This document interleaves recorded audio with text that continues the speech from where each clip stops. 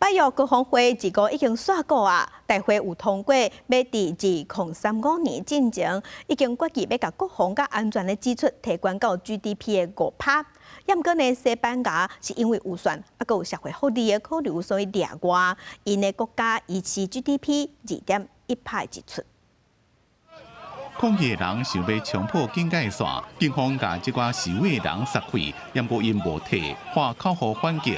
NATO's only putting fuel on the fire rather than solving the real big problems of this time. 这位对澳洲来喜剧演员装作北韩领导人金正恩，伊讲要来看伊好朋友川普。Donald Trump is now on the side of autocracy. So I'm here to give him encouragement. 在海峡举行的北约国防会通过2035年进前，将国防甲安全支出提悬到 GDP 5%的决议。北光盟友就要增加军费，若无要退出北约的美国总统川普，因为这款成员国家让步，而且该拖拖沓沓，就无搁再讲要退出。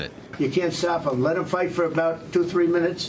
Then it's easier to stop them. And then Daddy has to sometimes use strong language to get stuff. 记者问吕特，叫川普爹地是不是乌路过头？ I didn't call him daddy. In Europe, I hear sometimes countries saying, "Hey, Mark, will the U.S. stay with us?" And I said that sounds a little bit like a small child asking his daddy, "Hey, are you still staying with the family?" So in that sense, I use daddy. 在这32个成员国家内面，西班牙得到北约予伊的弹性豁免，维持2.1%的 GDP 支出，不过川普用关系来威胁。 We're negotiating with Spain on a trade deal. We're going to make them pay twice as much. Con un 2,1% del Producto Interior Bruto, y a mí esto me parece la clave.